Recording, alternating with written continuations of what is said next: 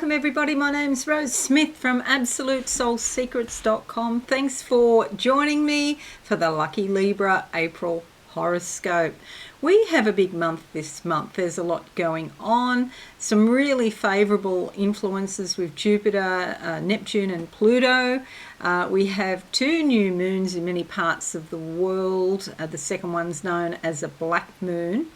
And the second full moon, the second new moon is also a partial eclipse. I think it's in your 8th house. Yes, that's right. So bringing new beginnings around shared resources there. So, you know, some really exciting and favourable positive energies around this month finally. You know, it's looking a little bit better. Okay, I'll just briefly explain. I like to draw 2 tarot cards as theme cards for the month for you, and then we'll have a look at your horoscope in depth. I won't be doing the psychic channeling. It's these monthly horoscopes getting bigger than Ben-Hur, and I'm trying to cut them down in size a little bit. Excuse that. I hope that's not too inconvenient for you. I'm sorry. All right, if you are new, please consider subscribing to my channel and hit that notification bell right now. Let's go to the main board and we'll draw these cards. Okay, so you can think of the first card as the first half of the month if you wish, or the second card as the second half of the month if you wish. All right, let's go with that one there. I've already pre-shuffled them before. Closing my eyes now for Lucky Libra. Okay, what do I see? I see the sun. Okay, a lot of insight, awareness coming to you this month. Also a sense of comfort. It's almost like it's been a long time coming, but there's some sort of comfort and feeling of safety, which is really a good thing these days. And something about the US. I'm seeing, okay, you're on a different timeline to us down here, down under in Australia, but seeing the sun come over the horizon, of course it does every day, you know, when we have the dawn, but I think this is more of a spiritual thing of a new day is dawning, a new beginning, something more positive to look forward to. Right, okay, well that's coming in spirit. And no doubt before that we have something that is falling apart basically. If you're psychic or you've got any sort of intuition at all, you already know about this, but something's going to fall apart. It was an idea that you had in your mind on something that you thought was going to last, but perhaps not, okay? But you'll already know about it if you know you've been paying attention. Okay, but then the new day comes. Sometimes things have to fall apart so that we can start afresh. Alrighty, let's look at the second half of the month and see what comes out for you. And just a sec, I'm just getting something about, this is particularly for Librans in the US. Okay, something major there happening. Or if you have US connections and you're a Libra with US connections. All right, the second card. Sorry, that's just coming through and I was just trying to work out what it was telling me. The second half of the month, I'll close my eyes now. Yeah, and a silver lining, they said. So look for the silver lining. Something that will be quite exciting, motivational, you know, draw a lot of inspiration from you. It's important to have your feet flat on the ground, to be practical. Something falls apart so a new thing can begin, and it's important to you to listen to your intuition about that, because see, you have the Bengal cat here, and she's dressed in this indigo colour, so third eye opens up and then action can be taken. Here's the sun I was talking about before, sunflowers, security, the spark of all life. You could even be feeling better, like physically feeling much better. So something falling apart and then a silver lining or some benefit that comes to you as a result. Maybe it's a benefit that you didn't expect, perhaps. Alrighty, so firstly, I'll just talk about this. A royal chart is because most of the planets are here on the western side of the zodiac chart, or zodiac wheel, and this implies that you need your relationships with other people. This is very important. Other people will support you and help you in some way. Your rule of Venus is here in the 5th house of creativity. It's romance. It's also the world of the child, so play, socializing, having fun, and it moves into your 6th house, improving your relationships at work, improving your general health. Perhaps there's some sort of rise in money at work. You're offered a promotion, or there is a lot of activity there going on. So yeah, you could get more money through your work, or your health, your well-being improves, especially with Venus, because Venus loves pampering and have a massage and all that sort of thing, make yourself beautiful. So it's quite a lovely sort of energy. The 2 new moons I'll talk about in a moment, and the solar eclipse, and also Jupiter conjuncting Neptune and sextiling Pluto. All right, so either on the 31st of March or the 1st of April, depending where you are, the new moon will be in your 7th house, joining Mercury, Sun and Chiron. Most of the world it will be on the 1st of April, but west of Salt Lake City. So if you're in LA, for example, it'll be on the 31st. This is really important for new beginnings in your relationships, and these are the very significant relationships, so like your spouse, your business partner, maybe people that you work very, very closely with and you've known for a long time.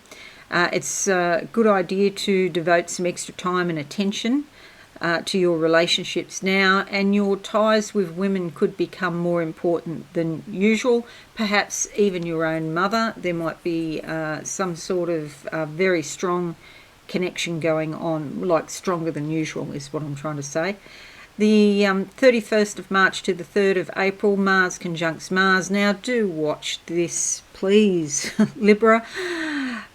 This is a lot of energy coming down to you, coming through you, and Mars can just give you such drive and such ambition. You want to strike out on your own and do stuff. Please don't try to move furniture with Mars, and especially when it's squaring Uranus, because you will, there's a possibility of an accident. So yeah, be cautious, be aware of your body. It's easy to hold the idea in your head of what you're trying to achieve, and then you lose focus on your own body, and that's called proprioception. You don't know where your body is in space, and then we have some sort of accident. So it's important to channel the energy into something, but not anything risky, and maybe go for a walk in the morning or something if you've got a bit of energy. Watch for anger and irritability also, and you could be feeling a bit impatient. 4th of April to the 2nd of May, Venus moves into your 6th house, which I've already mentioned before. The other thing with this is that the relationships at work are very harmonious, and you could even be a peacemaker or a matchmaker at work. You mightn't feel sort of over the top energetic, but when Mars comes in here, you will. Okay, it's a great idea to take a pleasant break from routine. Maybe even go away for the weekend if you can. 6th of April to the 15th of April, Jupiter conjuncts Neptune. This is lovely. This is a beautiful sort of energy. Your mind and imagination are really kindled now, especially to do with things that are exotic or mystical or even fantastic. You might be a bit bored with your daily routine, so you need to spice things up a bit. Maybe go to a new restaurant where they serve foreign food or something like that. It's a great time for vacation and travel. You could be feeling particularly spiritual or philosophical, and you're in touch with spiritual forces more so than usual. You might feel like going to a spiritual festival or a workshop or something like that. Open your mind and allow your imagination to blossom. And from the 10th of April to the 29th of April, Mercury moves into your 8th house here. And this is all about negotiations and communications regarding joint finances. It could be things like loans, inheritances. It could be real estate that you hold with another person. And it could also be to do with intimacy and you're talking with somebody about what you need as far as your intimate world is concerned. The 13th of April to the 24th of May, Mars moves into your 6th house. Okay, this gives you a lot of energy at work. Do watch with the people you work for, though, because you've got more energy, but they don't. So you just got that thing in your mind, you want to do it. Go ahead and move on a plan or a goal, but they don't have your energy. So just watch for that. Great time to begin a new health regime or an exercise program, but don't overexert yourself, and be a little bit cautious about where your body is in space. 16th of April sees a full moon in your 2nd house here. This is all about your finances, your possessions and the things that you value. There's some sort of transformation going on there, and especially this is your sort of personal money or the money your responsibility, but we also have this being triggered up here in the 8th house, shared resources as well. So your finances generally are likely to undergo some sort of change, and it's also a good time not to spend money based on impulse or on your emotions. You want to be practical and only buy the things that you need, which is hard for a Libra because you want to buy beautiful things, I know. 18th of April to the 20th of May, Sun also moves into your 8th house here, bringing new insight and awareness. So you could be looking at investments, buying property, looking at where you're going to invest your money and things like that, taking care of business, legalities, insurance, wills, and so on. And there's also a desire to intensify your intimacy with another person, or to clear away anything that stops you from being intimate with another person. It's like you're seeking a deeper union in some way. Then we have 28th of April to the 22nd of May, Mercury moving into your 9th house here. Lots of discussions about travel, taking a journey to a distant country perhaps.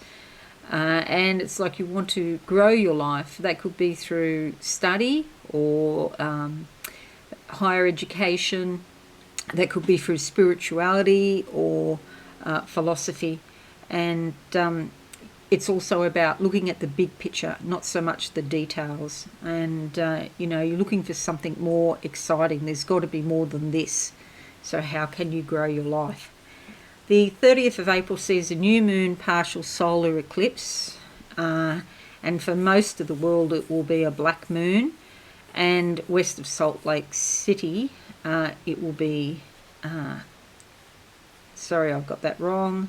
Most of the world, yeah, that's right. Most of the world it will be. Okay, so it's in your 8th house. So again, this brings concerns about joint finances, money, property, loans, all those sorts of things, wills. And you could be feeling quite emotional, or it seems intense in some way. Just watch you don't overreact to some situation. The 30th of April to the 3rd of May, Mars sextiles Uranus, brings a lot of excitement into your life, and you want to do something out of the ordinary. Maybe you even want to play sport, and that would be good if you're careful. And there's a lot of spontaneous impulses. Maybe there's some spontaneous crazy ideas, which could actually yield something very positive. So no matter how bizarre the ideas seem, write them all down and you might find some little golden nuggets in there. 27th of April to the 7th of May, and we have Jupiter sextiling Pluto. This is fabulous. Cooperation with businesses, government agencies, and influential individuals is probably likely. It's like people want to go out of their way and help you in some way. And even if they ignored you in the past or something happened in the past, it's like they've changed their tune. All of a sudden they're more helpful. If you're in Australia, for example, you know, if you ring Centrelink and you have to wait 3 hours on the phone, so I hear. There's no way I would ever ring Centrelink. If the best thing is just to write to them, snail mail the old-fashioned way and send it registered. However, you might find some sort of improvement now in dealing with Centrelink or organisations, government organisations like that. You could also be called to be some sort of leader in an organisation, and if that's the case, you're likely to perform this task very well. Okay, so that's your horoscope. I'll just make it a bit bigger for you in case you want to write anything down. Bear these two cards in mind.